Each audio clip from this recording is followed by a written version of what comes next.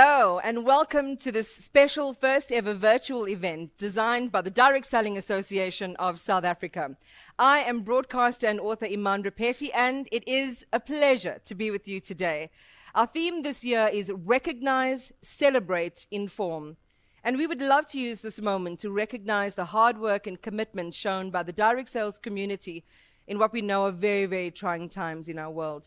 There are hundreds of thousands of people who have access to a better life and opportunities by being able to create their own destinies through using their natural talents. And the DSA SA would like to celebrate how far it has come over the last 48 years. So we invite you to enjoy the program, which is jam-packed with fantastic speakers. One of my friends and colleagues is world-renowned speaker, serial entrepreneur, business strategist, and multi-book author Vusi Tembekwayo. You'll also hear from the DSA's chairperson, Rajesh Pashottam, DSA vice chairperson, Mthunzi Mbali, World Federation of Direct Selling Associations executive director, Tamuna Gabilaya, and chairman of the World Federation of Direct Selling Associations, Roger Barnett. We are in a festive mood indeed today, and we love to kick things off by giving stuff away. And prizes are up for grabs. Let's take a look at our first winners.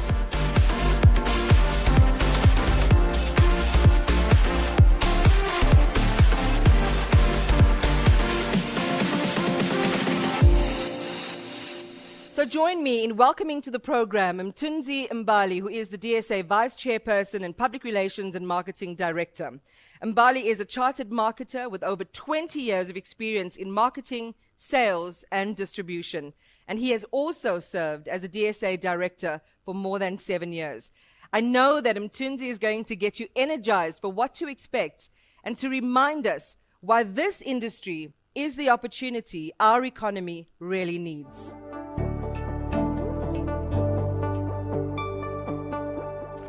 Thank you, Iman, for that beautiful introduction. Today, I'm going to be talking to you about our industry, the direct selling industry, why we are here, but I'm also going to take an opportunity to be able to educate you about who we are as an organization. Why are we here in the first place? The direct selling industry is the one that requires recognition. We've been around for many, many years. We are part of a global industry that is recognized very much wide across the globe. But in South Africa, we've made serious strides over the last couple of years. Particularly today, we'll be recognizing excellence. We'll be driving a key message of recognition to government, to stakeholders, to people that need to know about the impact that we are doing in this particular industry. We are also changing many people's lives, and we need to share those beautiful stories with the public out there at large. A lot of people are also asking, are we future-proof, particularly in these challenging times in the global economy? And we are saying that in the midst of all the technological changes that are happening, this particular industry is adaptable. We are definitely future-proof. We can do things to adapt with whatever is happening across the global economy, both on the technological, social, and many, many other aspects that are making sure that the industry moves forward. But probably most importantly, we are one of the biggest contributors in the global economy, but particularly in the local economy as well, we play a meaningful role. But first, let me explain what the DSA is not, so that you can be able to understand who we are. We are definitely not a collection of pyramid schemes. You know, a lot is being said about pyramid schemes out there, and sometimes we've been confused when people think that direct selling industry represents most of these operations. We are not a collection of pyramid schemes. We certainly do not promote one business model over the other, because we do recognize the diversity in the various business models that are being used by our member companies. We are also not a talking shop. You know, we discuss tangible things that do end up with results. We certainly want to convey certain messages to industry, to government, and in that case, we make sure that all our items that are on the agenda, they are being carried through. The DSA is definitely not a naming and shaming forum, and I'm sure a lot of you would agree with that.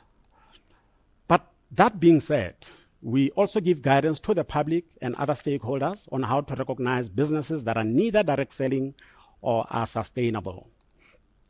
We do not welcome anyone, either local or international, who is not prepared to uphold the very best in terms of professionalism or doing their business in the ethical manner that the DSA sets out for its members. So, what then is the purpose of the DSA? We are an industry self-regulatory body. However, while membership is voluntary, once business is a member, there are certain expectations with regards to their conduct. Chief among those, they will include you upholding our code of conduct, which is very, very vital in this particular industry. We represent the interest of legitimate members, but we also indirectly represent the interests of those companies that are not members of the direct selling industry, because our impact is much more wider. We protect the public from predatory behavior of Ponzi schemes that have now mushroomed since we are in this tough economic environment. We do this through various awareness campaigns, through various media platforms and social media platforms. On behalf of member companies, we also engage various stakeholders, and this includes government. We also lobby for an environment that is conducive for our industry to be able to grow and flourish.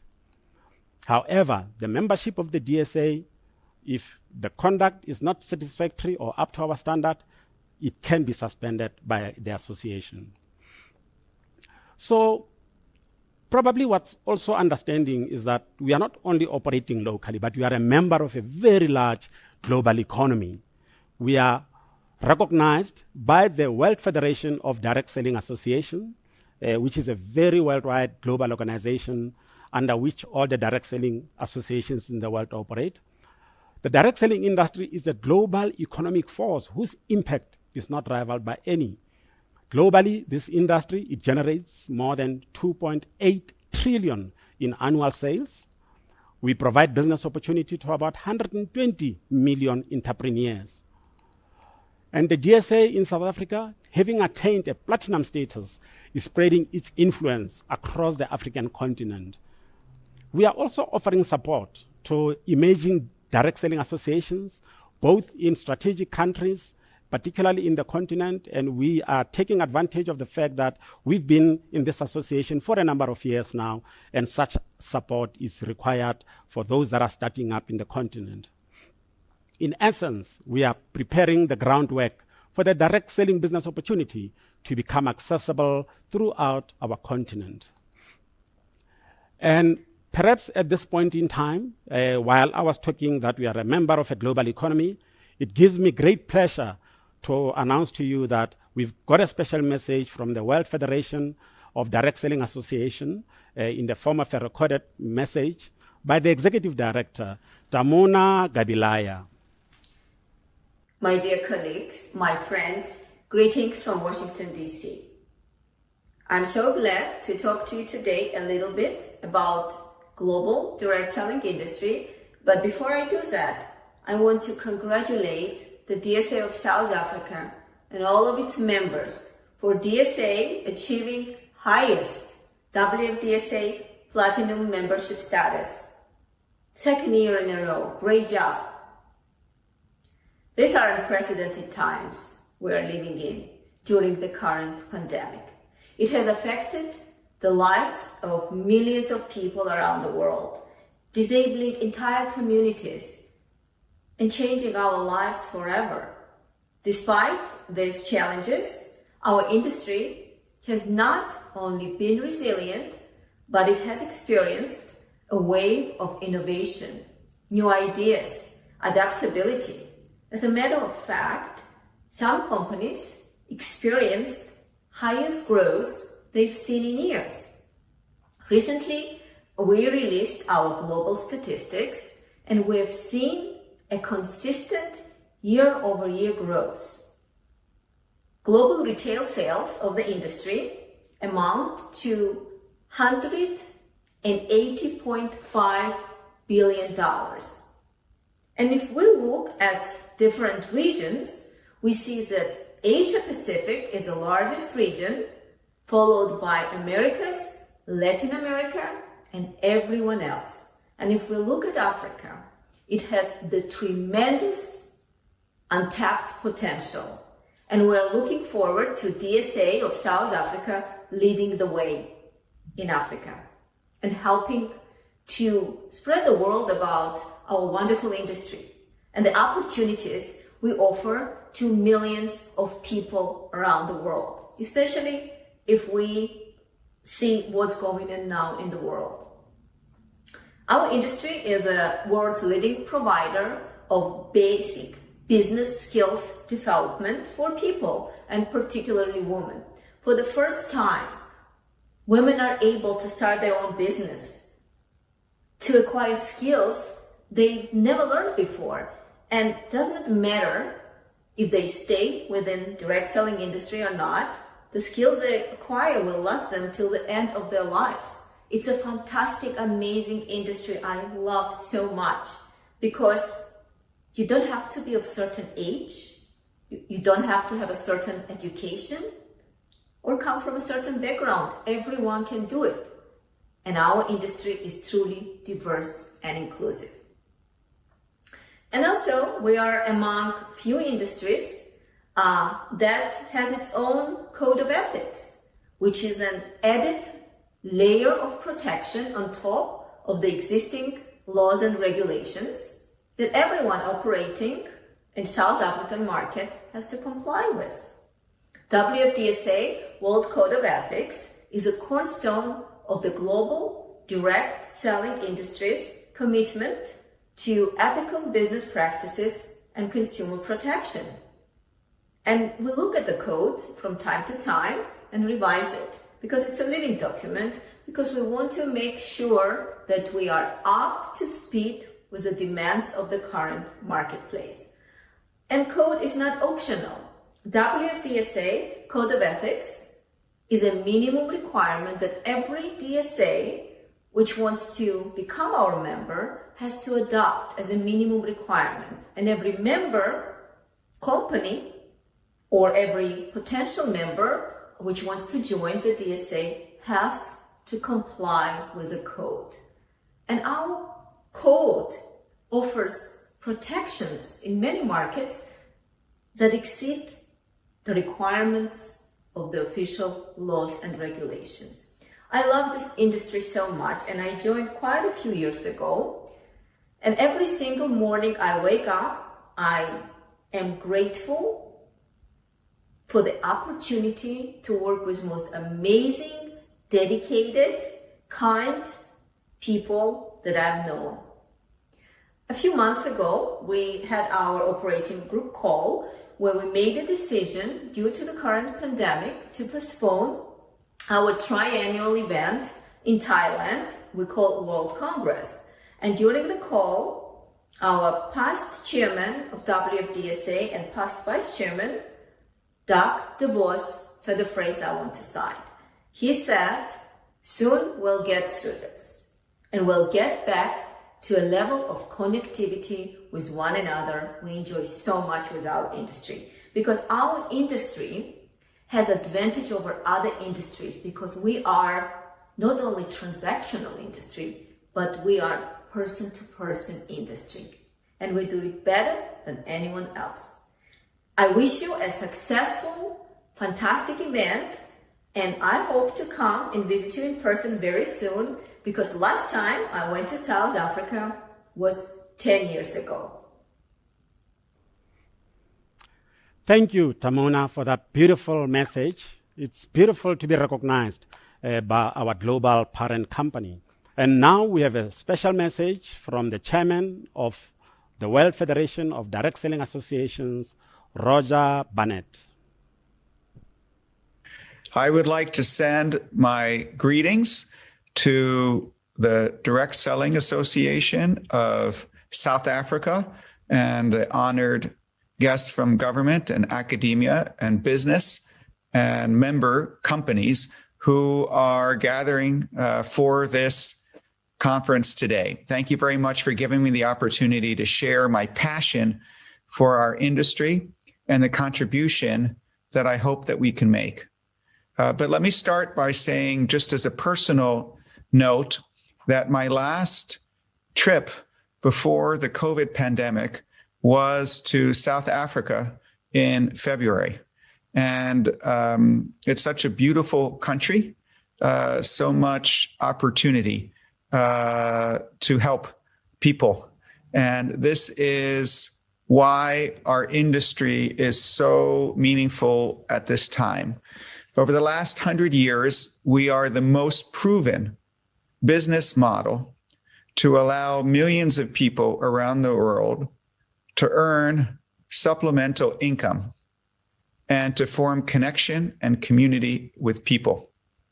And while more and more people have become part of what's known as the gig economy, at the end of the day, so many of those opportunities are transactional, and ours are relational, and they're deeper, and they're more ongoing and continuing and sustainable, which is why in a world where the economy is going through challenges, the ability to own your own business, to work on a flexible part-time basis, and to do so increasingly in a digital manner is so attractive and so important.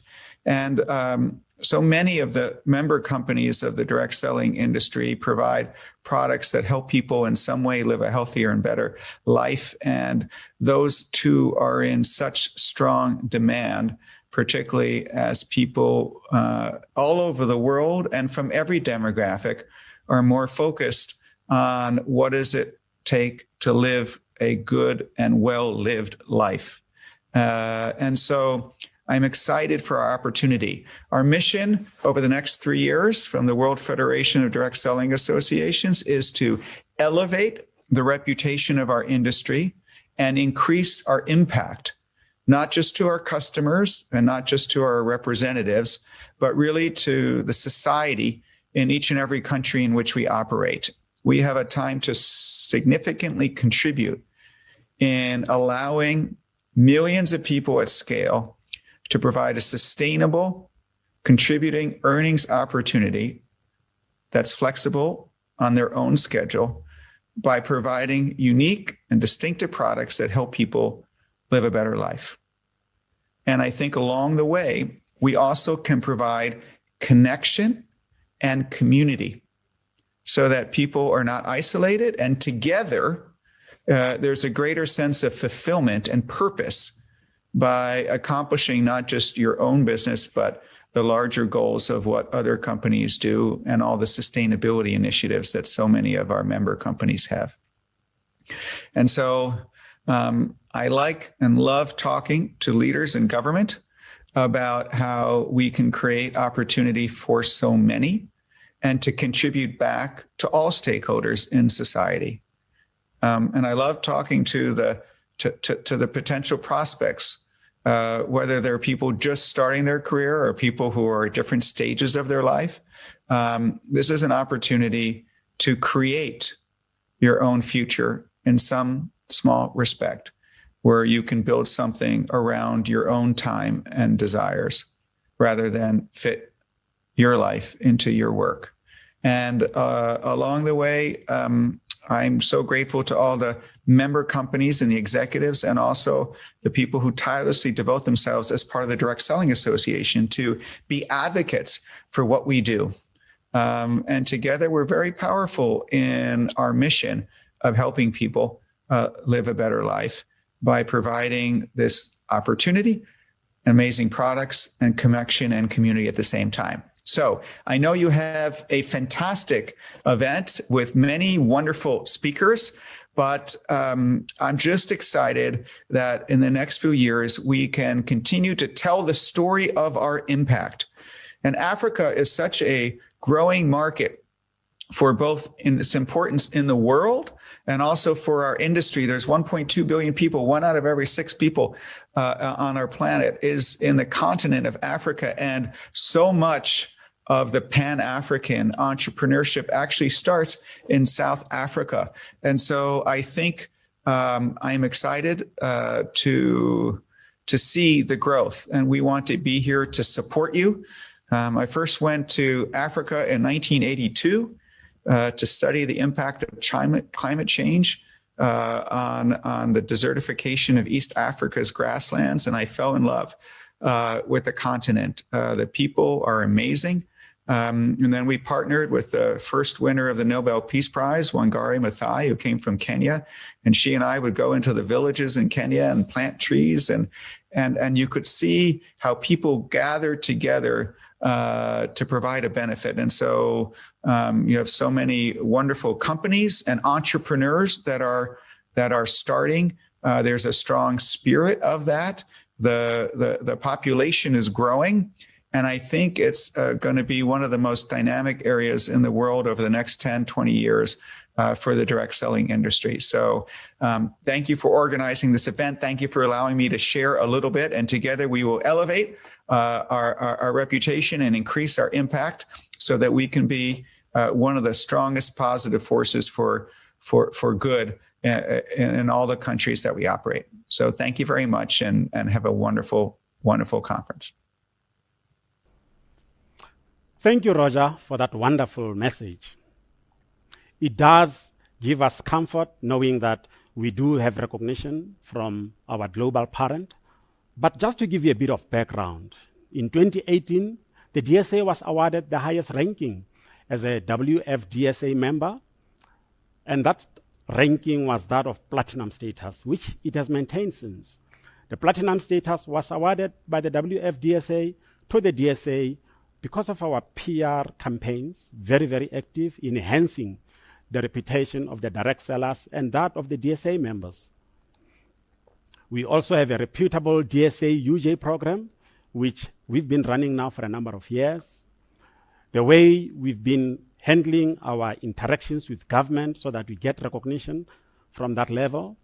Our ethics program, which has ensured that our member companies and our independent direct sellers are being recognized for their integrity and credibility.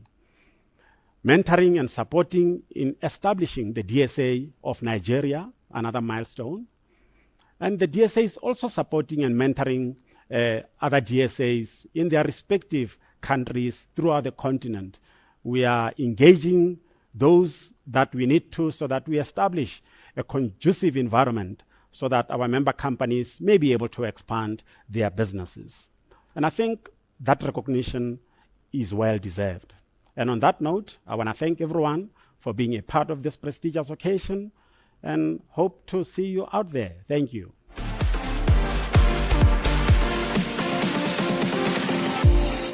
Thank you, Mthunzi. I think those are really stark reminders of why it is important to remember that we are all part of a global community. Our behaviors have an impact beyond our front gate, our street, our country. Our behavior affects the globe. As Mthunzi also highlighted, the DSA represents the interests of legitimate direct selling businesses that are its members. On behalf of its member companies, the DSA engages various stakeholders, including government, to lobby for an environment that is conducive for the industry to not only grow, but to flourish. The DSA has asked CEOs and executives of its member companies for their perspectives on some integral issues relating to the direct selling industry. So let's check in now and hear what they had to say.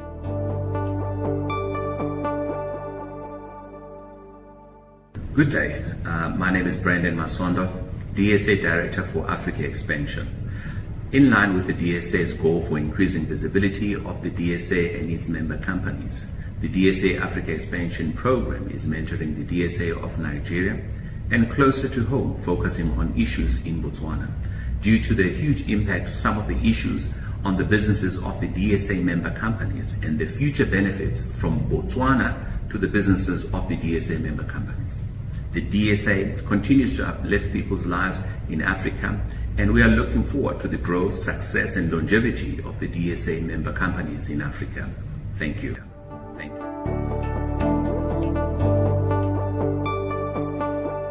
DSA chairperson, Mr. Rajesh Purushottam, started in the retail environment before moving to Amway, and he has used his unique vision for the company's growth that have seen him create strategic partnerships that have been crucial to the business.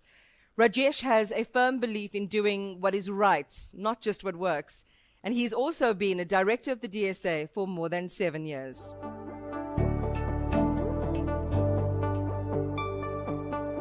Thank you, Iman, and greetings, folks. Excited to have you all join us here today.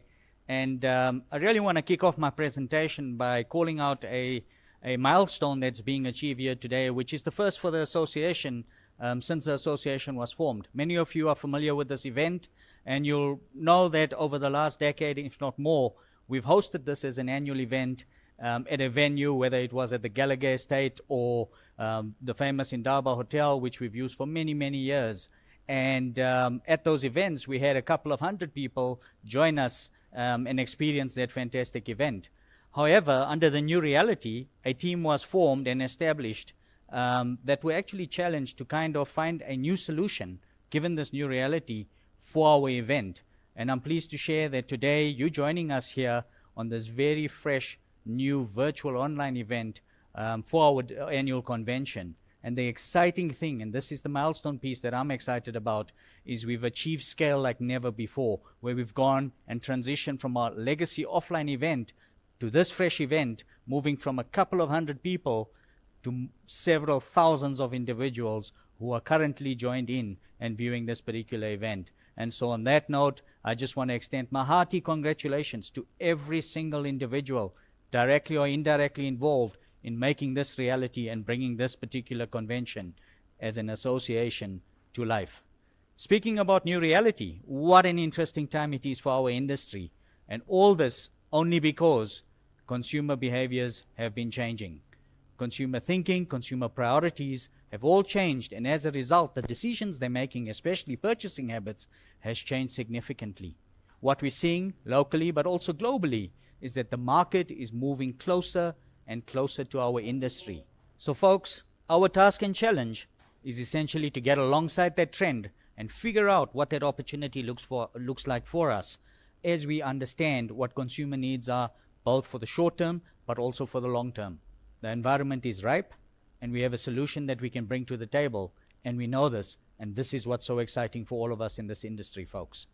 Now, as we've gone and entered into 2020, we know we've come from a really solid foundation, and this industry is on solid ground, and I know we have so many folks that really like their numbers, and so I'm going to take the next few moments and just share with you what our performance looks like both globally, but also locally in terms of our 2019 performance. In keeping with the spirit of the heart of this industry, and for those of you that know me, you always hear me talking about at the center and at the heart of this industry is all our people, both our employees and our direct sellers. It doesn't help to have the most greatest product, the most best and greatest compensation plan, the best training program and incentive programs. But if we don't have passionate people who are willing and able to bring all of that to life, it's not going to come to much. And so as we look globally, what you're seeing up on the screen is that we recorded close to 120 million direct sellers who are involved day in and day out, either looking at this as a secondary income source or a primary income source. And those are big numbers, folks, as we look at this globally.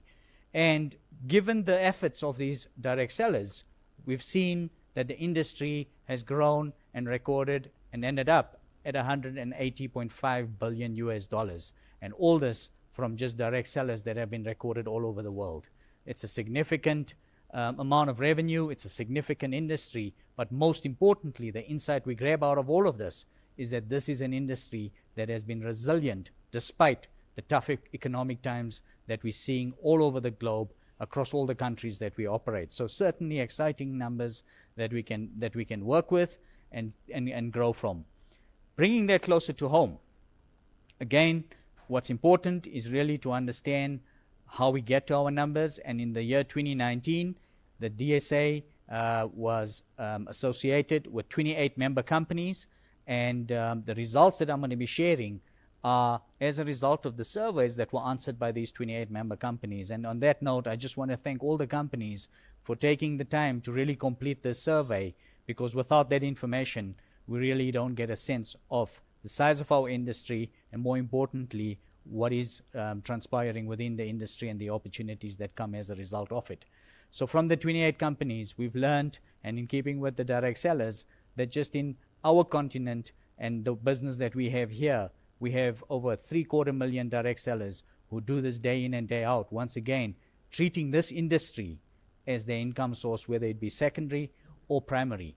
But here's the exciting piece, folks. Those are direct sellers who, in terms of their households, have a direct impact in terms of the income they're earning, and extrapolate that into households. We're talking about impacting just over 4 million people across this continent that benefit directly from the efforts of our direct sellers and their respective direct selling companies.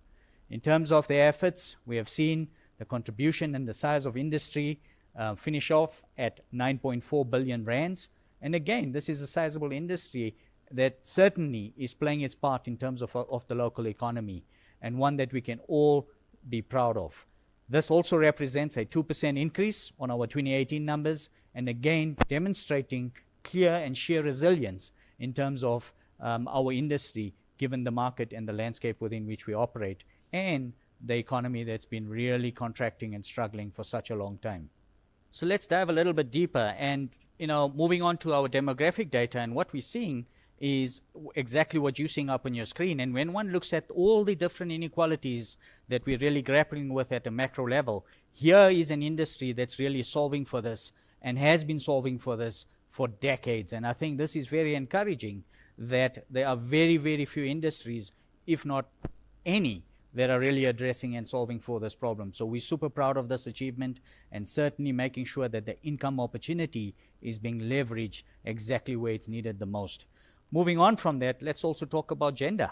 We all know this issue around gender inequality that also needs some serious addressing. And what you're seeing up is that this industry comprises of entrepreneurs who are 76% female and 24% male. And that's also very encouraging, and exactly what we really striving for is making sure that as part of our empowerment of really driving the entrepreneurial spirit, that we're doing it right across the spectrum, especially with our females, as that is where it's much needed.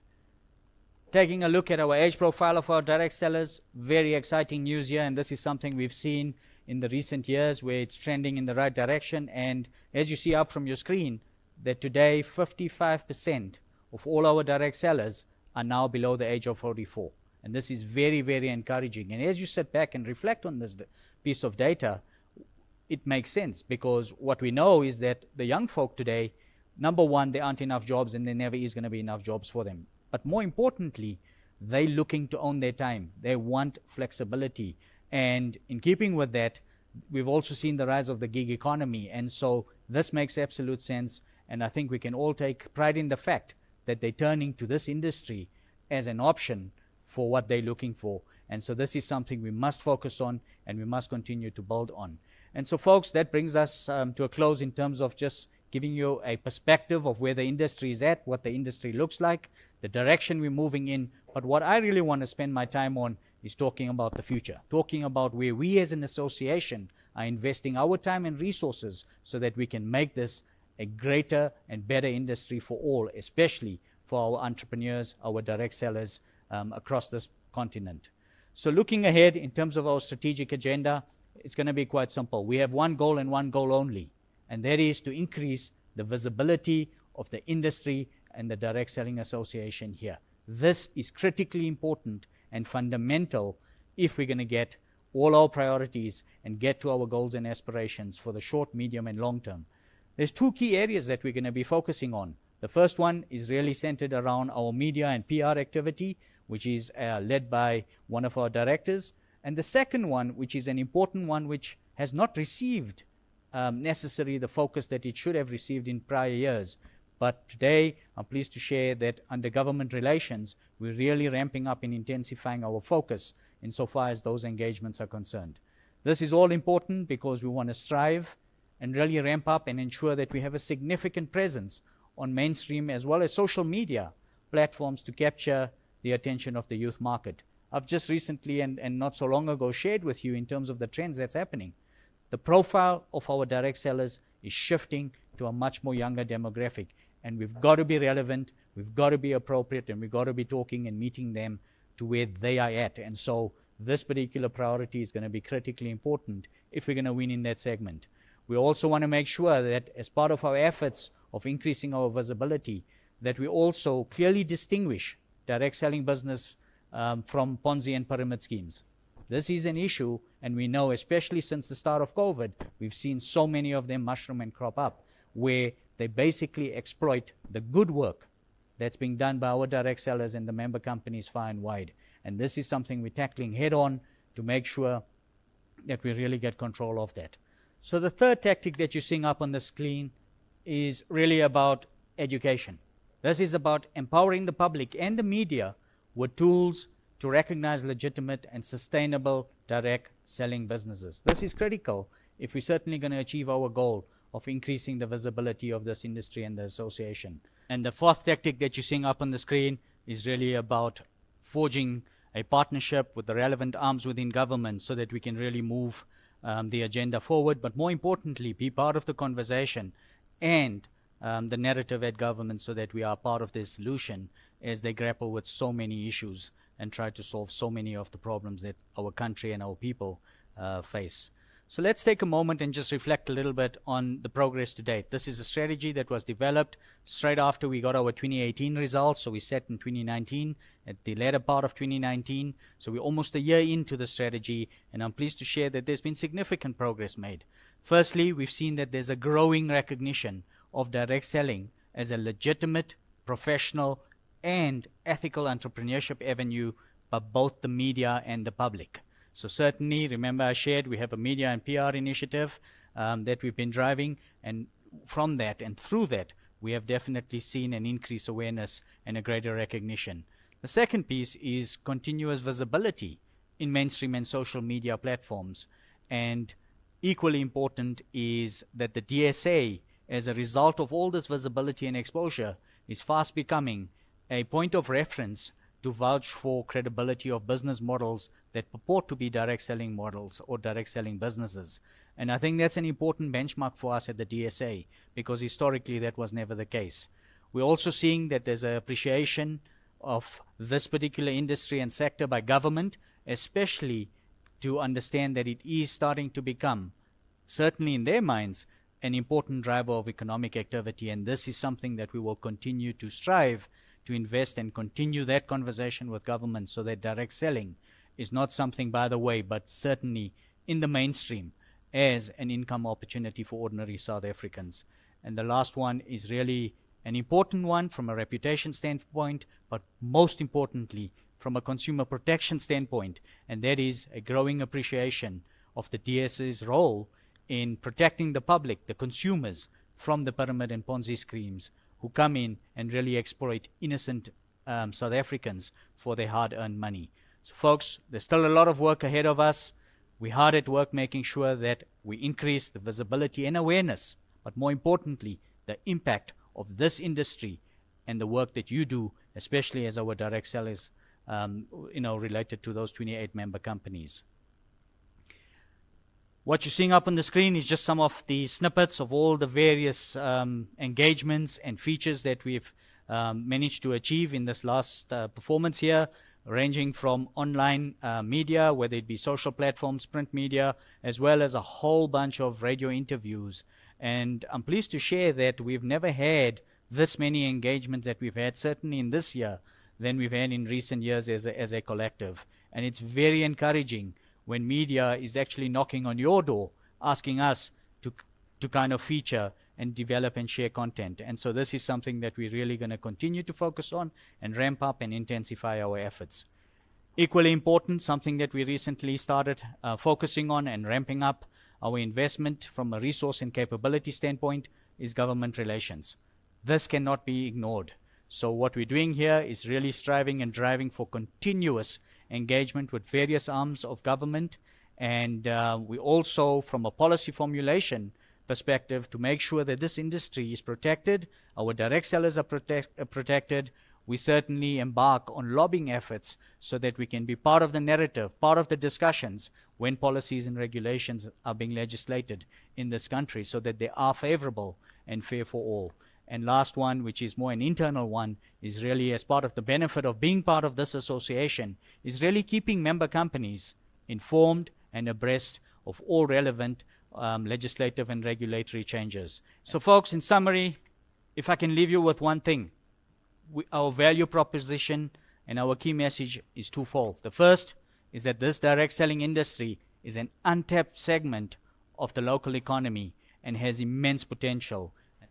And the second message, equally important, with appropriate support and investment, this segment, this industry can play a meaningful role in combating our many challenges. So that is what we have, and this is certainly the message we're driving both in the media space, but also with government. So we've all heard recently our president talk about the economic recovery plan, and we have a part to play in this, folks.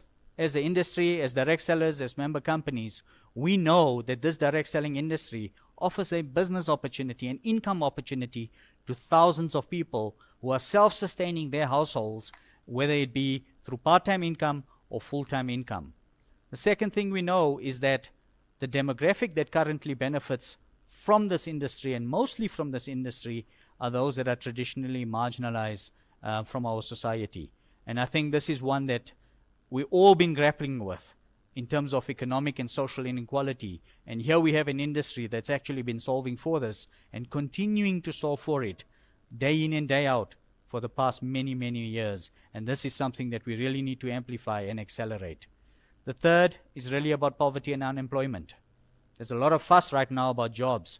And I don't believe that it's government that creates jobs. Entrepreneurs create jobs. And so the more we focus on developing small business, micro enterprise, and developing entrepreneurial spirit, then only will we solve the issue around jobs. And so that's a critical one in terms of our economic recovery plan. And the third one is what I've shared here is the actual reason why we're forging ties with government. And we're being so intent and deliberate and quite frankly forceful in making sure that we get around the table with the necessary and the respective stakeholders at government. And our aspiration ultimately is that we'd like to see this industry as a key player in the country's economic recovery plan. And this is something we're working towards. It's our aspiration and something that we tirelessly making sure that we move closer and closer towards. In closing, folks, I just want to wrap up by saying that none of the work at the association, and certainly the strategies, the tactics that have been laid out, and the performance would have been possible if it wasn't for the team, and more importantly, the board of directors. You've seen the board of directors up on your screen, and I just want to take a moment to express my heartfelt thanks and gratitude to each and every one of these directors who are for their unwavering commitment, support, and ongoing dedication that they bring to this association, but more importantly, their passion for this industry and for the entrepreneurs who make a living out of this industry. So just know that you guys rock. Can't thank you enough, and I say this on behalf of the entire industry, and just want to make sure that we continue to partner together as we look to achieving this industry's goal. And to all our direct sellers out there, you know, I just want to leave you with this, that the opportunity is ripe right now. The market's moving closer to you. You've got potential of a whole new segment of consumers that ordinarily and historically did not look at us or look at this industry as a solution, either for income opportunity or for products that really they want to put into their household, into their families for safety and well-being. I wish you continued success. We know we've got last 2 months left in this calendar year. These are important sales months, folks. And I wish you all the best in terms of your targets. Hope you exceed them. And as we go into holidays, I wish you happy holidays. Over to you, Iman.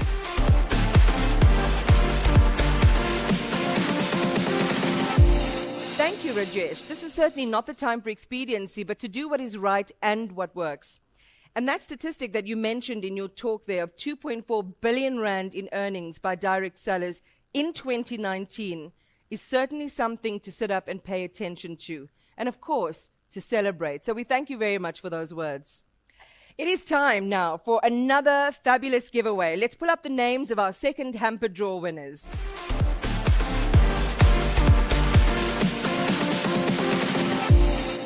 The DSA's short to medium term goal is to increase the visibility of its member companies. And this goal is essentially based on two fundamental pillars: PR media and partnerships with government.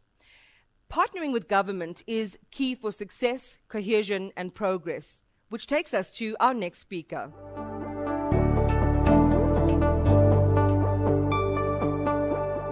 DSA Chairperson, Mr. Rajesh Parushotam, DSA Vice Chairperson, Ms. Demtun Zimbali, the DSA directors, the executive management of DSA member companies, direct sellers from DSA member companies, members of the media, government, business, academia, and learners of the educational institutions. Ladies and gentlemen, I greet you. It is with great pleasure that I've received an invitation to your convention. I would like to thank the DSA chairperson and his fellow directors for this invitation for the 2020 DSA Virtual Convention. In this regard, I extend my greetings to all the attendees of this very first virtual convention of the DSA.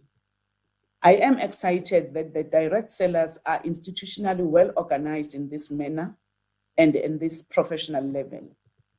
This is important to us as government in terms of engaging with you as a critical subsector in terms of the issues that may be of critical importance to your business operation. I am very sure that many of the direct sellers businesses, like all other enterprises, have challenges that we can together seek to resolve. It is possible that there are inhibitions and doors that needs to be opened for the industry to rise even more and break the glass ceiling. Some of the direct sellers, especially the startups, often complain about the lending institutions such as banks for not extending the credit to them upon applications because of the fact that they fall below the credit metrics that the bank sets. The fluctuation of sales profile, which is sometimes a function of the supply and demand effect of the direct sellers in terms of their credit line profile. As a result, prospective enterprises suffer at a very infant stage. Our state-owned funding agencies at all levels, including those in the provinces, have not been as forthcoming for stock buying credit offerings and related needs. As government, we are looking at various interventions for various economic activities. One which that we are working on is the policy intervention on social and solidarity economy as but one sector that requires attention even from the credit lending agencies. I am hoping that this convention will be true to the direct selling entrepreneurs and pay attention to the challenges of those still struggling. Pay attention to the assistance of those who were previously disadvantaged and come up with a composite package of proposition to us as the Department of Trade, Industry and Competitions for us to engage. It is heartening to me to learn that in South Africa, the size of direct selling industry is around 9 billion rands. It's home to around 8,000 entrepreneurs, of which 76% are females and 88% are Africans. It is exciting that these entrepreneurs had collectively earned in 2019 around 2.4 billion rand from direct selling that had supported an estimated 4 million livelihoods for their collective households. They did not require seed capital to start their businesses. They did not require guarantees from government or its agencies to start their businesses. This is the attitude that we must use to inspire other emerging sectors. That is the spirit of self-reliance. This form of entrepreneurial opportunity offered by the direct selling industry to so many people, be they professional, business owners, unemployed graduates, and those who are eager to lift themselves out of poverty, should be encouraged. Our interest as government is to find ways to encourage the direct selling industry so that they can build critical mass and expand the current industry size of 9 billion rand to a significant number so that we are able to capture large portions of the direct selling industry value chain in South Africa. As government, we need to explore areas of synergy so that we may make the direct selling industry a key part of our economic growth formula. Having said the above, let us look at and talk about the good display of your fortitude as direct sellers. Let us be mindful of the dangers in front of us. For instance, this convention must answer the question whether the fourth industrial revolution, commonly known as 4IR, that is disrupting all industries and old norms of doing business, is it not a threat to our business model? Does the rise of online buying of goods and their deliveries through services such as Take-A-Lot and other midwives companies not representing a threat to the direct selling in the future and people gradually adjusting to these new methods? I hope this virtual convention will find time to reflect on these factors. This year, as we all know, has been the most devastating to the country and to the world. The advent of COVID-19 disrupted everything, and the country had to undergo a hard national lockdown. This response from government saved many lives, and by far one of the most effective interventions in the world in containing the spread of the virus. These important and necessary measures required the country to make sacrifices and had resulted in the economy being negatively impacted in the process. As the Department of Trade, Industry and Competition, we are hard at work in responding to the worst effects of COVID-19 that it has brought to us. Within the period of 5 months under the national lockdown, the country has lost more than 2.2 million jobs. Many companies, majority of which are SMMEs, are facing liquidation, while some have already shut down. The question of reindustrializing the country and reindustrializing the economy, expanding manufacturing sector in various industries is an urgent issue to us as government. Infrastructural development, such as expanding and improving national road networks, revitalizing railways networks, dams for irrigation systems to boost agricultural sector, is our new flywheel. We seek to harness all economic actors, such as direct sellers, so that they grow even higher from the current position in the economy, so as to create more jobs and cushion many households from poverty. The challenge that we now face is to build a better and stronger economy. We will not waver in our determination to build an inclusive economy where the approach must be to bring all social partners together and chart the way forward, where we recognize that every one of us has a role to play as we rebuild and position ourselves for sustainable growth. In this endeavor, small businesses are the cornerstone of employment creation in South Africa. And to this end, we see the direct selling industry as a low-hanging fruit, since the direct selling industry is well positioned to reignite economic activity as it has low barriers to entry. We are also pleased to see that the direct selling industry is largely embraced by those who tend to be marginalized in other sectors of economy, namely African women in particular. Direct selling carries a potential to become one of the entrepreneurship model for the future. We need to find mechanisms to create platforms that will encourage more people to set up companies that follows the direct selling model. But this means a challenge must be thrown towards you, that you make yourself more visible, go to townships and rural areas to teach and inspire people, especially the unemployed youth, to enter in this space for strong mentorship and guidance from the association. Broaden the base of your footprints is a necessary condition for massive economic participation. To the DSA leadership and management of the DSA member companies, I would like to take this opportunity to thank you for providing the required skill sets and the mentorship that is required to develop the direct sectors into successful entrepreneurs.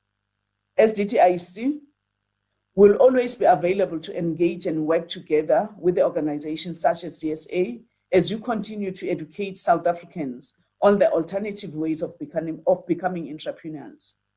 We'd like to see more people viewing entrepreneurship as a viable career path, and that there are several ways to attain these goals, and not all of them require government loans or funding. To the DSA and all its member companies, I say to you, keep up the great work you are doing. To all direct sellers, you are answering to our president's Tumamina call. Your contribution might seem insignificant when looked at it in isolation, but collectively, your direct selling industry is a giant. You are among the people who are making South Africa great. Keep up the good work, and I wish you all the best of luck in the deliberations in this convention. Thank you very much.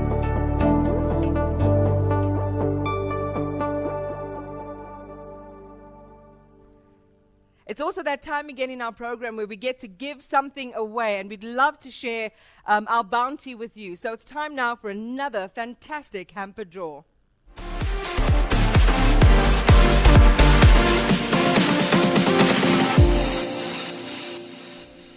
It is so important to the DSA to tap into your perspective, so we've been running some polls throughout the program, and now it's time to check in on what your point of view is.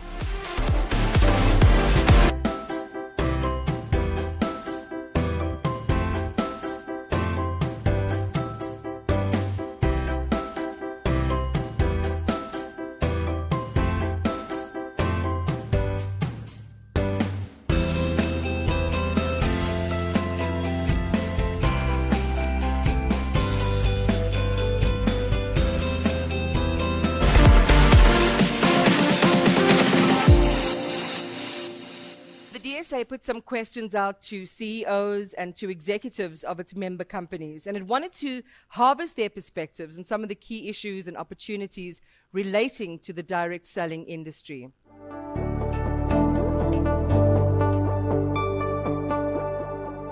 Hello, I'm Lee Gunkel-Kula, and I represent the interests of the Government Affairs and Legal Committee at the Direct Selling Association. So I've been given a very interesting question. What would I do and how would I go about doing it if I was granted 2 minutes alone with our President, the Honorable Cyril Ramaphosa? What would I focus on? Well, my answer is very simple. First of all, I would start off by ensuring that the President understood the successes of the direct selling industry and the opportunities for success related to that in South Africa. I'd ensure that he understands, through the World Federation for Direct Selling, the latest surveyed results that indicates that direct selling or multi-level marketing remains a quick win for industries, or economies rather, in distress. Why not want to invest in an industry that can bring you those quick wins? Thirdly, I would ensure that direct selling is identified and recognized as a contributing sector to the overall success of our economic recovery plan that was just released and launched less than a month ago by the presidency. It's important that the president understands that we are an industry that is adaptable, agile, with very little or no barriers to entry for all distributors and or entrepreneurs who see the opportunity of direct selling in this country, like they do in other parts of the world.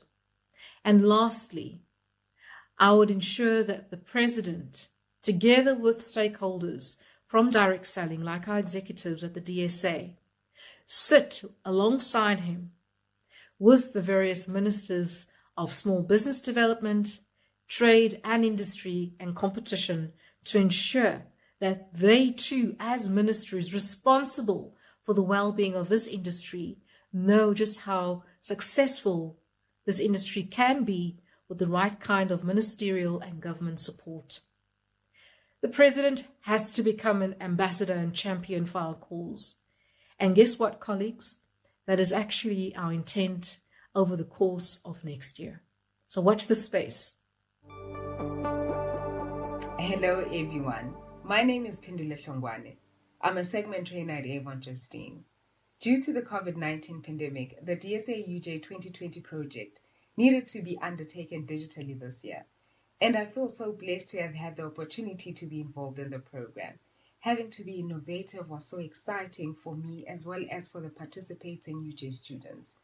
They had displayed the resilience of direct selling as a business model, while valuable business skills were being imparted to the students to enable them to complete the practical element of their direct selling module at the university. With these skills, these students will always be able to rely on direct selling as an income opportunity. I'm very excited for them. Thank you so much.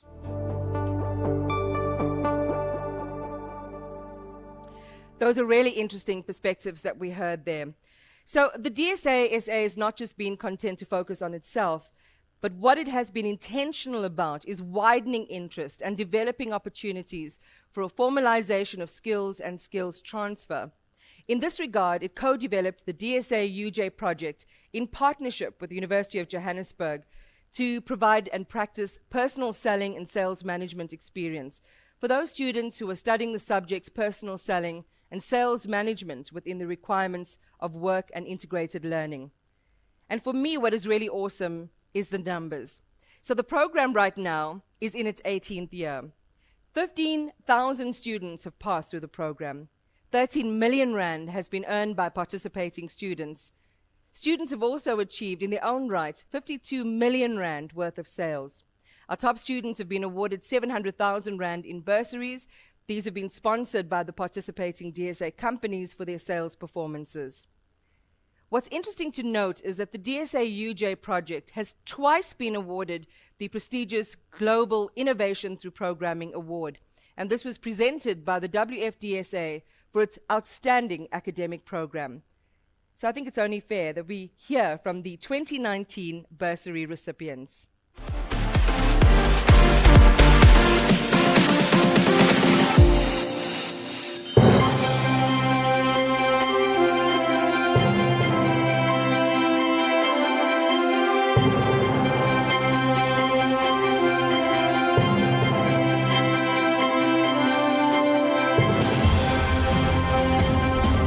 Good day. My name is Minenhle Mavimbela and I had participated in the DSA project in 2019 as a salesperson for Avon Justine. I must say I learned a lot in this little time that I had. Like I learned how to be a good marketer, skills to communicate better with other people, and a way to persuade people into buying the products I was selling. I must say I'm very pleased with the opportunity I had received, as I even used it wisely by excelling in it as a module. Thank you very much.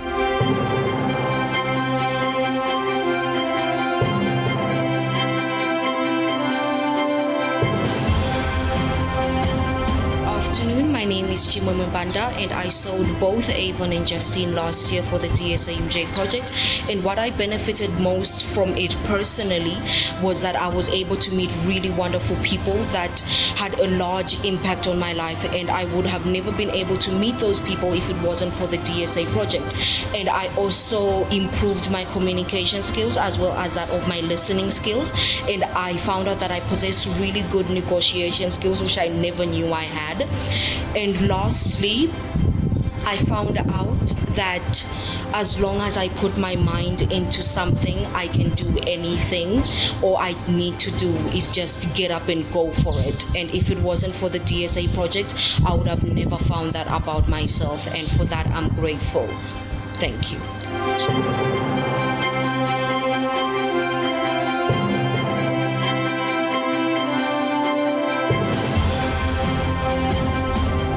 My name is Tsileng Advice Ngubeni.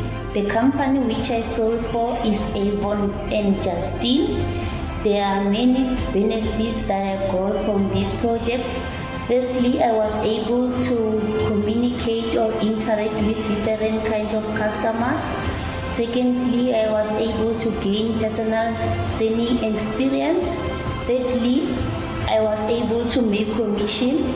Lastly, now I know more about customers and what to expect in my future and retail industry when I'm working. So it's going to be easy to gain customer trust and loyalty.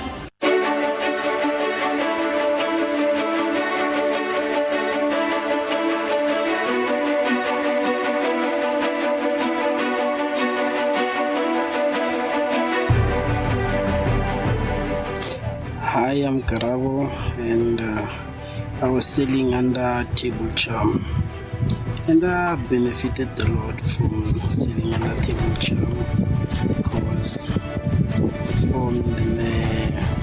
in the catalog there's amount, and then from that amount when I sell I get around 15 to 20% of that amount is mine. So that was quite a lot for me, and I got another amount for reaching my first target. So yeah.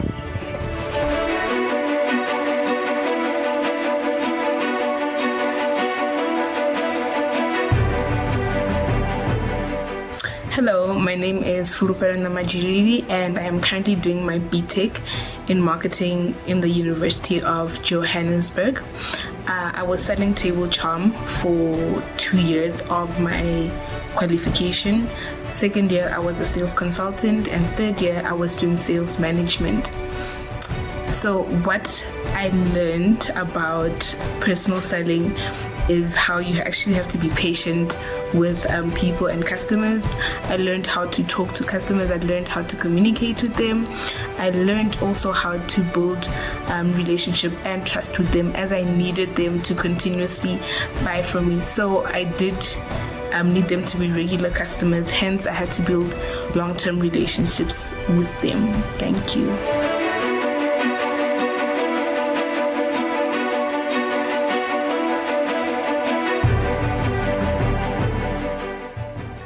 Hi everyone, my name is Ntabi Zulu, and I was selling the Table Charm. I chose Table Charm because I like the wide range in their products. Someone was bound to want something from the Table Charm catalog. If it wasn't kitchenware, it would be a handbag. If it wasn't a handbag, it would be perfume. And what I learned from this experience is approach. That approach is very important. How you approach your customers determines whether they will buy or not. Interaction with your customers, and if the interaction is a pleasant one, that your customers will refer you to other people, and that will lead to you getting more customers. So approach and interaction is very important when selling.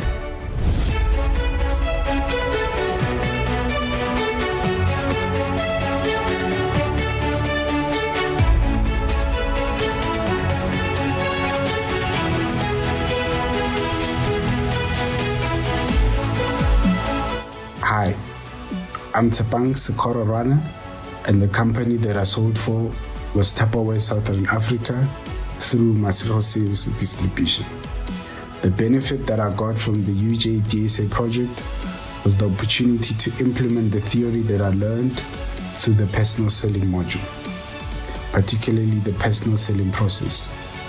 Training sessions were held whereby we were provided with product information that helped me to prepare for sales and also to target and approach prospective customers. It also equipped me with required information on how to prepare presentations when I sell to customers, as well as how to deal with rejection or close a sale, and also follow up after making the eventual sale.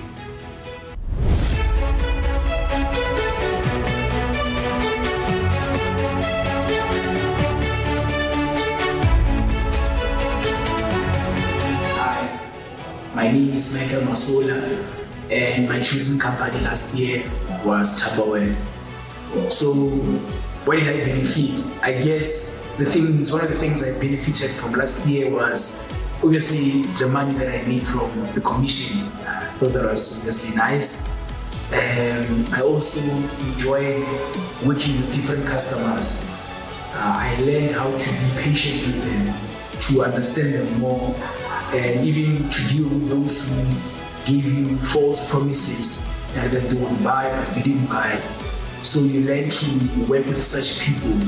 And I also benefited from overcoming my fears. Just working with people and going out there to obviously introduce myself to different people was challenging for me, but I think I benefited in the end and I enjoyed it all. Thank you.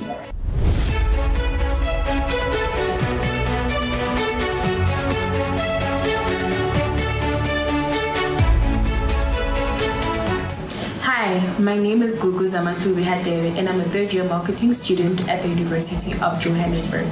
Last year when I did personal selling, I chose to work with Tupperware.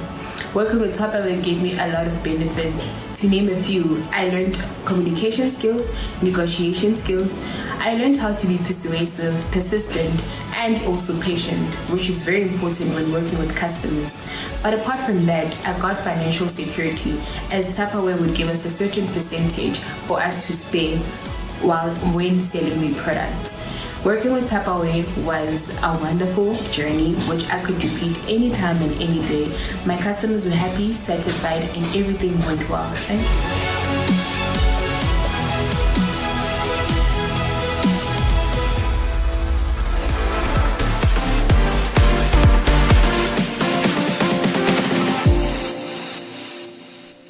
With the success of the DSA UJ project program, the DSA and its member companies are actively working to expand the program to other higher learning institutions around the country so that young people acquire those skills that will help them in their entrepreneurial journeys.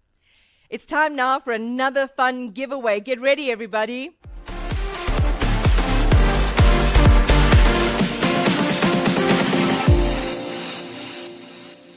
Now, I know that this is a direct selling event, but our keynote speaker certainly does not need to be sold to anyone. I know him well. He's a highly sought-after global speaker with some unique perspectives on the economy, entrepreneurship, and business success. He is a strategist, a visionary, and a multi-book author. He's also a mentor to many young people who look up to him as a lodestar of economic success. Plus, he's got a major crush on Serena Williams. He is the perfect speaker for our event today. Vusi Tembekwayo, ladies and gentlemen.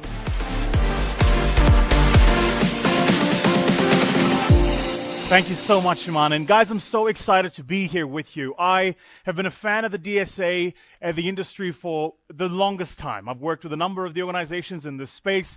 Some of you here have had the privilege of us working together over the past 16 years I've been in this business. So I was really excited to be a part of this conversation again. Today, I thought I'd bring a different complexion to the conversation that you've been having.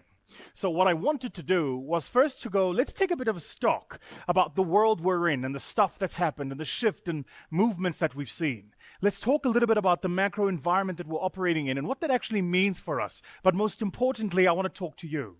And what I really want to talk about is knowing what we know, what do we do? So just very quickly, 16 years I've been in this business, and if there's one thing I've learned, it's this. Human beings don't change because they don't know to.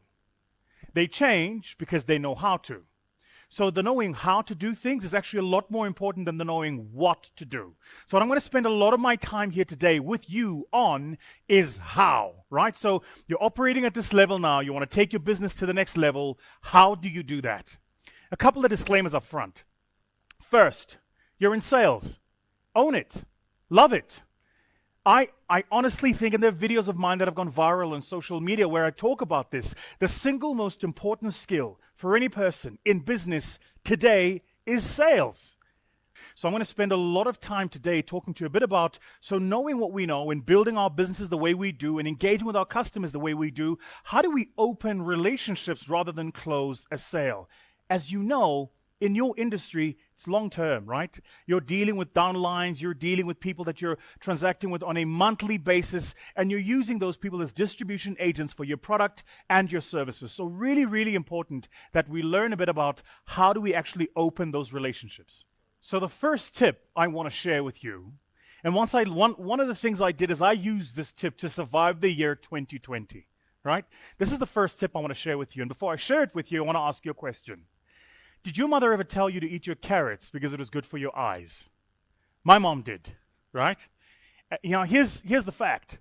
there is no scientific evidence linking the consumption of carotene to the quality of eyesight. I'll say it again. There is no scientific evidence that links eating carrots to how well you can see. Those two things have no scientific relationship. So where does that myth come from? Because it's not just a myth, but it's widely accepted, particularly in the Western world. We have it and use it all over the place. Where does it come from? So during World War II in the Royal Air Force Navy, the British were experimenting with a type of technology called radar technology. And what it enabled them to do was to map and find other planes and pilots in a particular radius. Today, the technology is ubiquitously available. Almost all planes, in fact, all planes use it. You can't have a plane without it. But in World War II, this was groundbreaking stuff.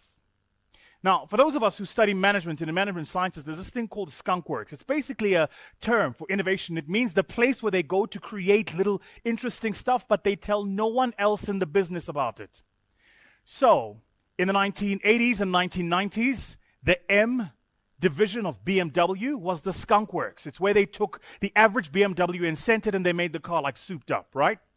When the three brothers created EMG, as the Germans call it, or as we call it here, AMG, that became the skunk works division for Mercedes. So they took the average car and they like really souped it up. So the point I'm making is skunk works, it's like a cool place where like these nerdy people work and they take something and they make it really amazing. Now go back to the story I'm telling you. So the British have a skunk works division and they're experimenting with this new type of technology called radar. They gave it to one pilot. And his mandate was to fly only at night. It was the only way they would know conclusively that he was shooting down Nazi planes because of the radar technology. Here's the thing, though. He flew at night, and he had a higher strike rate than the pilots flying during the day. Now, just for context, guys, just for context, comrades, let's take a step back, right? First of all, more people fly during the day. So in war, during the day, there's more planes in the sky, which means there's higher traffic and higher probability of shooting other people. This guy was shooting down more planes at night when there were less Nazi planes flying. Now, what does this have to do, Mama Carrot? The hell does carrots have to do with this? So this pilot was barred by the Royal Air Force Navy from sharing with the other pilots in the squadron that the reason he was shooting down these Nazi planes at night was because he had this new technology called radar. He couldn't tell them. Thing is, though, he loved eating carrots. In fact, he ate a carrot a day. That's what the myth and the legend tells us. So you can imagine what happens, right, around the little military camp. Everybody starts going, this guy flies out at night only. He shoots down all these planes. We can't see at night. He sees at night. What the hell? How does he see at night? It must be the carrots. And that's why today, in 2020, until I said it to you, you still believed carrots improve your eyesight. Now, what does this have to do with your business? Well, first, every industry, every craft, every environment, every culture, every community you work in has a myth, a story that holds it true. Your job is to find that myth and story, embrace it, and leverage it in building your business. I'll tell you how we did it in our business. So in our business, first quarter 2020, like all businesses, we're like, oh my, first quarter 2020, we're 23% up on budget. Amazing.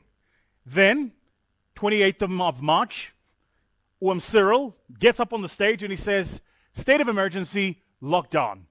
You remember that, right? And then what happened after that? All of a sudden, there was just a sap of activity. No meetings, no conferences. For my speaking business, it just went to immediate halt. And it halted for like a solid 4 weeks. For our investments business, we couldn't get meetings for the next 8 weeks after that. Things just stopped. So I had to find a way to get my team to believe this would end. Like a story, a myth. So I told them about the time I started the business. My first office, this is a true story, was in Inkwazi Office Park, which is still there in Centurion. I had a 3-month worth of savings that I paid the rent up front. I paid my assistant up front. And I paid my car up front for 3 months. And then I went and started the business. And you know what happened? In that first 3 months, as happens with most businesses, nothing happened. Yeah? Now, I'm a sales guy. So you know what that means? I'm the guy that builds a book of clients to call, and I spend my time dialing those clients and closing deals. No deals closed in 3 months. And for 4 months after that, now I'm 7 months in, still no deals. Now, I could have given up then. But the truth is, if I'd given up then, I wouldn't have been where I am today. I got to tell you, it was a horrid time financially. Like, I slept in the office. I almost had my car repossessed by the bank. So when I talk about stuff, about doing it in business, it's not theory for me. It's because I've actually done it. I've been there. I know exactly what I'm talking about. And the comment to you is this. I use that story to get my team to believe that, guys, if I could do it then and the times were much worse than they are now, we can get through this now. So if you're managing people in your downline, a team, right? And you're working with that team and you want to get them motivated, you have to find a way to tell a story, human interest story, make it personal, that's based on something they can tap into that'll help them drive performance. So first thing, embrace mythology. Second, you've got to be agile. Now, you know the man on the screen, right? The guy to your left, my right, that's Iron Mike Tyson, yeah? The most ferocious boxer of the 20th century. Here are the stats. Undefeated as an amateur. I think it was a gold medal at the Olympics as a junior. Of his first 20 professional fights, 19 are by knockout. And of the 19 that are by knockout, 16 are within the first 6 rounds. And of the 16 that are within the first 6 rounds, 9 are within the first 3. And of the 9 that are within the first 3, 4 are within the first 1 round. Just to put it in context for you, 4 times he was in the ring, right? And whilst people were walking into the stadium to watch him fight, he knocked the other guy out before they could take a seat. Iron Mike Tyson. So that's the incredible story of this young man called Iron Mike Tyson. But you know, like all stories, the high level is one thing. I'm a guy that likes the meta details and the data. So I want to know, how did he get to that level? Now, the man to his right, yours and my left, is the person we really should be talking about. That is Custamato. It's Mike Tyson's trainer. Less famed, less spoken about, but without whom Mike Tyson, the story was probably not possible. He adopted Mike Tyson at the tender age of 10, or I want to say 13 years old. One of those two. Mike Tyson came to live with him, and he trained him. Now, Custamato was obsessed, not with boxing, with combat sports. He studied everything. Studied Muay Thai and Karate and Kung Fu and Wushu and Jiu-Jitsu, every form of combat sports. He went and studied it. He was like obsessed with it. And then what he started doing was melting Mike Tyson's style of boxing to use the inspiration of other forms of combat.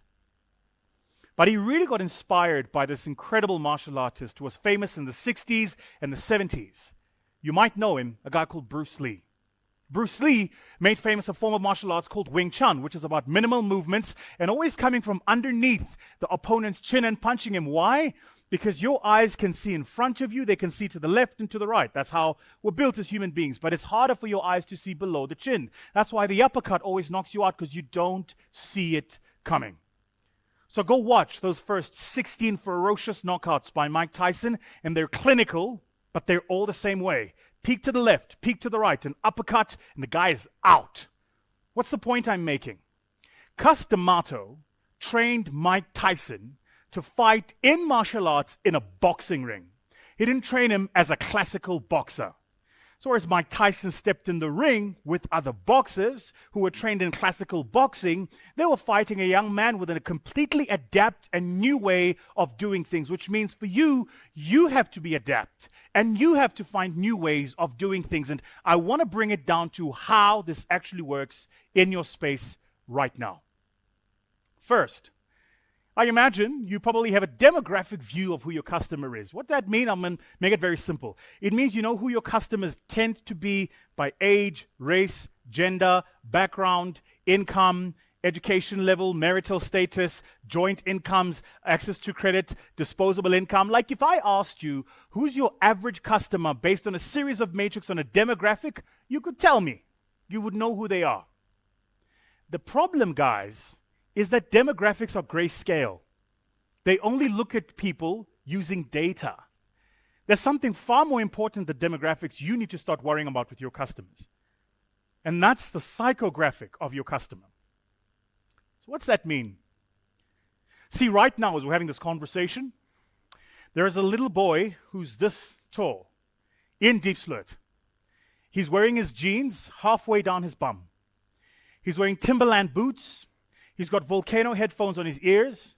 And if you talk to him, He sounds like he's from Brooklyn, New York. That little boy has never left Diepsloot. Not physically. But he's in Brooklyn, New York every day. He's on the podcast. It's on his iTunes. It's on his Spotify. It's on his YouTube. It's on his Twitter. It's on his Instagram. And if he's a little kid, it's probably on his TikTok too. So what does that mean? It means that the psyche of your customer is now no longer just influenced by the demographic information, but more importantly, by the psychographic information. So what news are they reading and consuming? What social media content are they following? Who are they being inspired by? And for you, the question is, how are you leveraging those platforms to build better relationships with your customers? Because I promise you that if you connect to the psychographics of your customers, you'll win. So there are the three things I want you to ask yourself very quickly, then I want to move on. First, what are the aspirations of your customers and your downline over the next 5 years? Map them. Second, what are their fears? And third, what are you going to do to help them with those three things? Because once you're clear on what they're aspiring for and what they're scared of, you now understand what's happening in the psyche of your customer and your downline. So, don't forget those three questions. And the final one is really important. What are you going to do to help them with both aspirations and fears? Recognize too, guys, that if you're dealing with your customer at a psychographic level, then the way your customers see value has changed. You get that, right? Like, if there's one thing 2020 has shifted for us, it's the idea of value. And more importantly, the idea of what we value. Now, there are 5 ways that value has changed. And I think as a sales team and a salesperson, these are really, really important if you know how to leverage them well. First, identity. You know what's happened in 2020 is there's been an amplification of people wanting their identity to be recognized and their identity to matter. People don't want to fit into boxes anymore. That's why we had the furore with the pharmaceutical company that published an ad on Twitter, and then there were people marching all over the streets. You know why? Because people were saying, that's not how I see myself, and how dare you see me that way? So I want to ask you the question. How do your customers see themselves? Like at a deep personal identity level. How do they see themselves? Because once you connect to what that means, you can tap into it. And you can really help your customers leverage it. So in our firm, here's what we know typically about our customers, particularly for our investment firm. The typical entrepreneur that comes to us looking for investment is minimum about 4 million rand a month turnover. Yeah? They're working anything between 12 and 16 hours a day. They're at that stage in their business, yeah, where they are working very hard, but they're not getting the incremental growth in their business. And so what they need is a new set of hands at a strategic level to help them manage issues they don't even know exist. Now, what's this have to do with identity? They identify themselves as high-growth entrepreneurs. See, if they don't identify themselves as high-growth entrepreneurs, if they think of themselves as small business owners, then it won't work for us. The identity construct doesn't work because we don't necessarily want to get into a small business. We're looking for people that want exponential growth. So tap into this thing. Identity, really important. Second, the idea of wealth. I think 2020 fundamentally shifted how we think about wealth. It really did. Pre-2020, wealth was money. It was the size of your bank account. Yeah? It was what car you had in the garage. I think what wealth has become now is time, health, love, human connection, relationships. That now is what wealth is. And we must be honest with ourselves, because if that's what wealth is, then even in how you talk to your customers, you've got to frame that right. I think wealth now for a lot of the people in your own distribution chain would be, what schools do their kids go to? What extracurricular activities are their kids doing? Do they take 1 or 2 overseas holidays a year?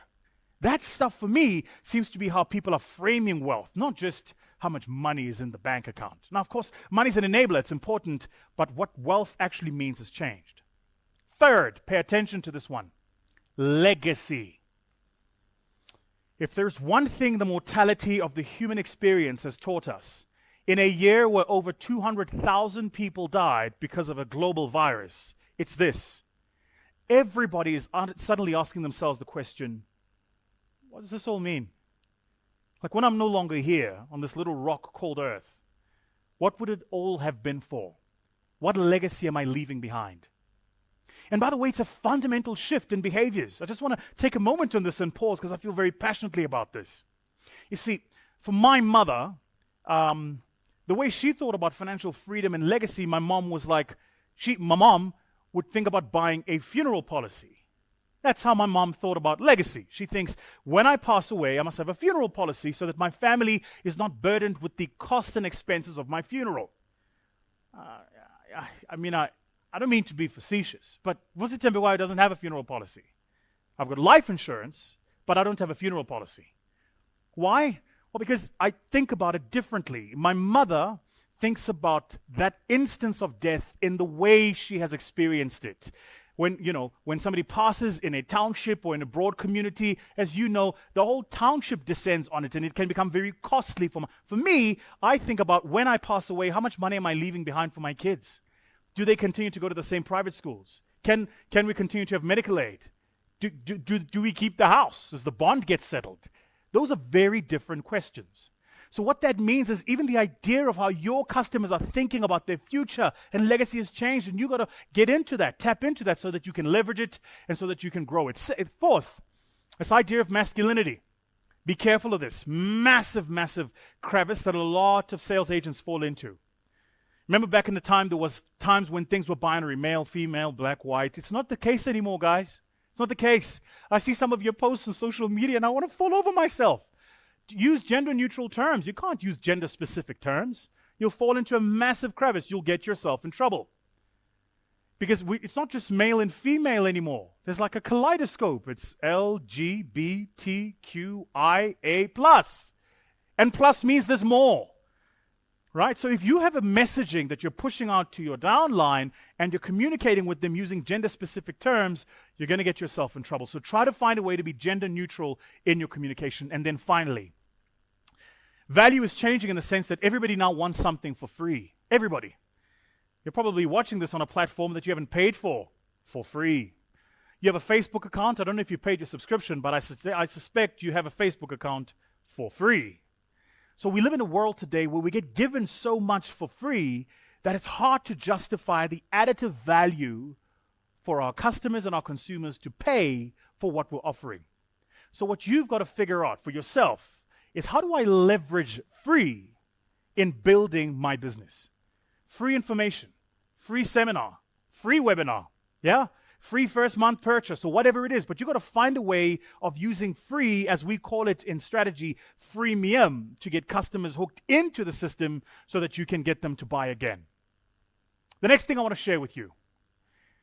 When you go through difficult times, this is a beautiful technique that I use. My rabbi first told me about this technique 2 years ago. I've used it 3 times since, and it works like a charm. So I'm going to share it with you. Here's what you do when you go through a difficult time. You write a letter. And the letter is directed to you a year from now. And you talk about the moment that you're going through, the challenges that you're facing, what you've done about those challenges, and at the end of the day, what was the situation when you're done fixing those problems? See, because what happens when all of us are dealing with problems, we're not making numbers, our distribution is not strong, our customers are not buying, people are falling out of our network. When all of that stuff is happening, you get caught in the center of the problem. And what you want to do is to remove yourself from it so that you can see it from a distance in context. So try this technique. The letter's to you. It's a personal instrument. You write it, you store it, and in a year from now, you go through it. So don't forget, write that letter directed to yourself. Really powerful technique. Next thing I want to share with you. The information and stuff that you consume, you've got to be careful what you're reading. Remember that all information and all news, even breaking news, is hindsight. It's stuff that's happened. What you're really trying to understand is, now that I know what's happened, what does it mean? Which is insight. What does it mean for me? But you know what really makes winners, guys? It's not just knowing what happened. It's not knowing what it means. It's saying, now that I know what happened and what it means, what do I do about it? And that's what we call foresight. So you've constantly got to find a way to move yourself from hindsight construct to the insight construct, and more importantly, into the foresight construct, and to make the point I want you to very quickly watch this video. Student protests closed Johannesburg's University of Witwatersrand 2 weeks ago. There is evidence the Syrian government recently used chemical weapons against its own people. The UN ordered Iraqi leader Saddam Hussein to remove his troops from Kuwait or else. The failure of the Geneva talks seems to have convinced the Pentagon that war is imminent. Troops on the streets of Harare as the generals take control. Law enforcement officials in England say the devices went off outside the seated area. Explosions have been heard in the capital there, Harare. There are military vehicles and soldiers. We are currently treating this as a terrorist incident. A plane crashed.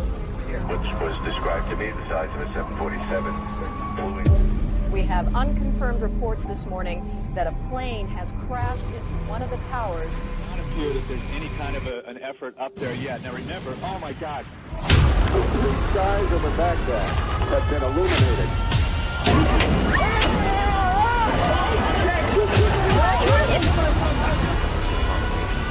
Coming 3 days now.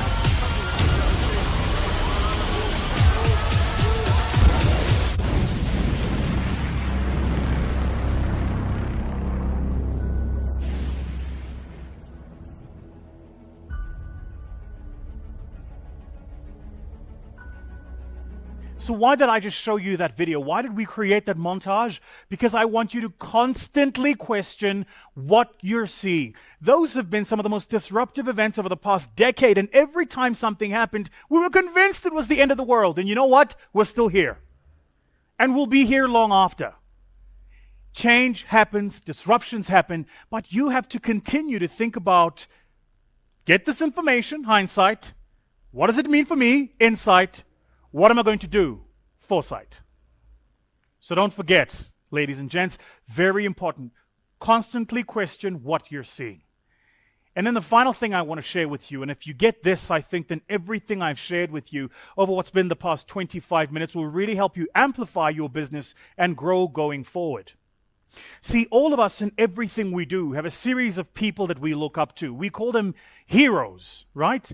These are the people who've done like amazing stuff, incredible stuff. But one of the things you have to remember is they did those things in a specific context. And if the context changes, so do our actions.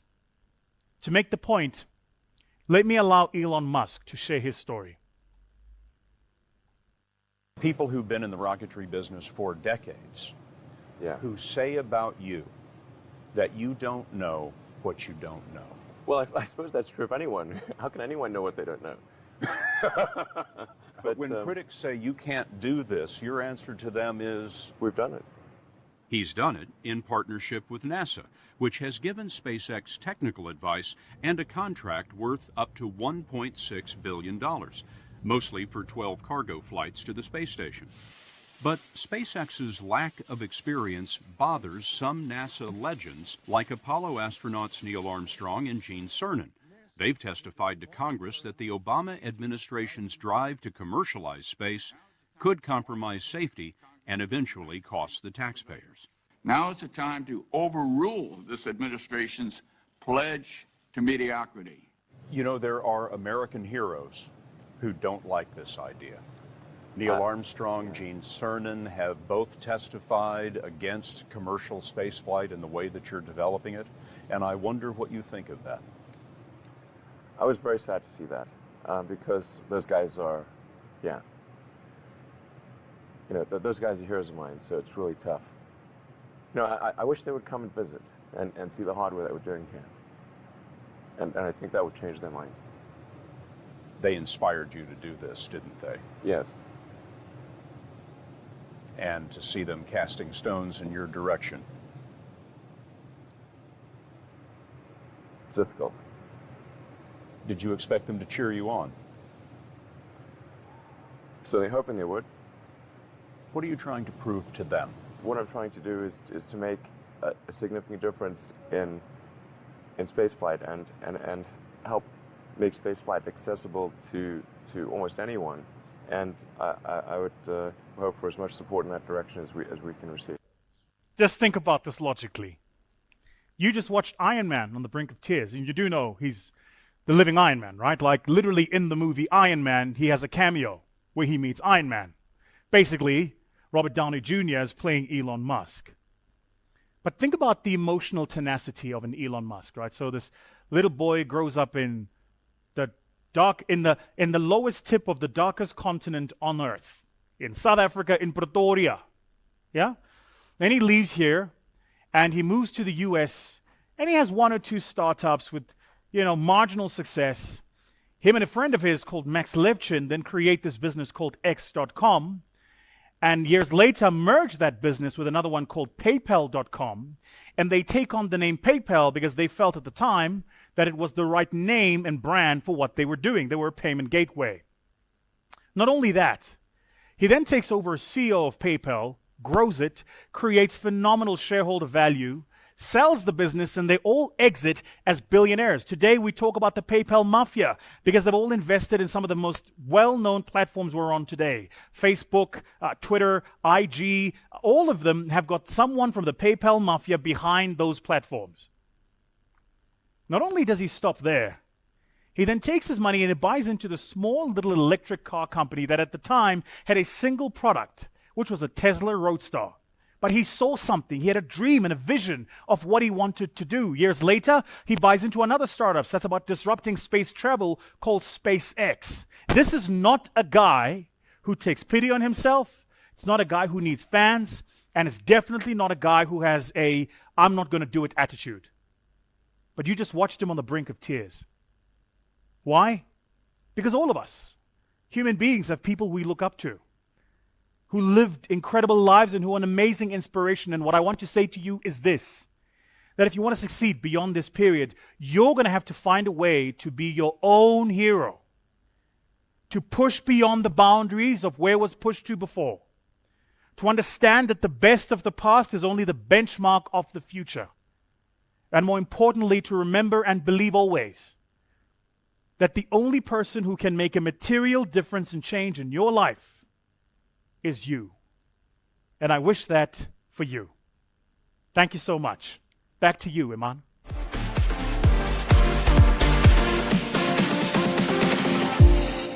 Thank you so much for those uplifting perspectives, Vusi.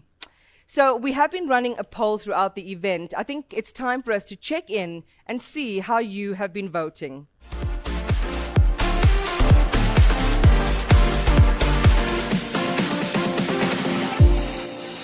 It's time now for another amazing hamper draw. Get ready, everybody.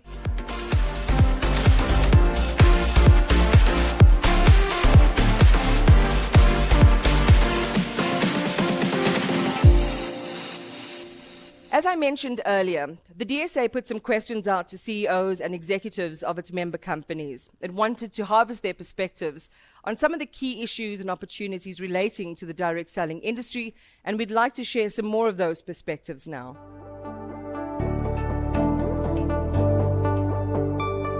The COVID-19 pandemic has forced us to change the way we work, think, and our feelings towards digital platforms. I'm sure some of you have built really strong networks online, whereas others may find it still a bit daunting. Remember, we live in amazing times. We're all connected and everyone has a voice. So what does this mean in the world of direct selling? Well, what is the biggest pillar of direct selling? Relationships.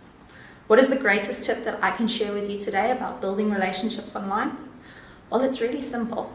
It's engagement. Engagement is two-way communication.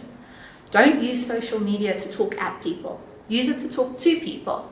You're not a billboard for the company. Instead, you're a person who loves the company, loves the products, and loves the flexibility that this industry gives you. How you talk to your friends face-to-face should be exactly how you speak online.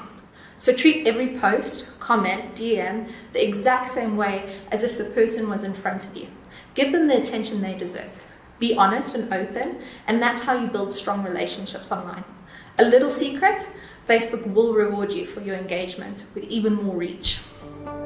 As to whether our business has strengthened through the COVID crisis and lessons learned, no question, Pressless and the larger direct selling community has strengthened. Well-established direct selling companies offer a unique and stable method for individuals to earn additional income with minimal capital investment required. Social distancing has also facilitated the mass digitization of direct selling and enabled digital adoption in 6 to 9 months, what would ordinarily have been achieved in 3 to 5 years. The industry has shown remarkable ability to adapt to new ways of doing business.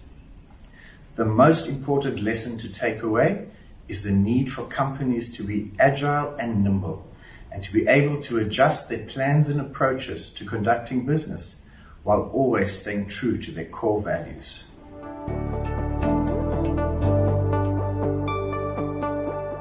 Wow, it's been such a dynamic day. I've really enjoyed my time together with you. So let's take a quick look back at some of the highlights of today's program.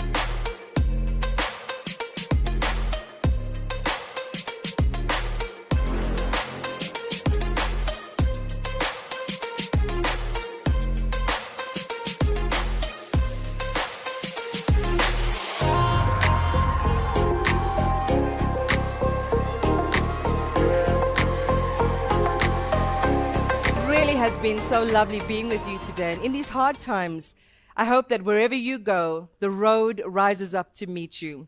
We invite you to stay safe over this festive season.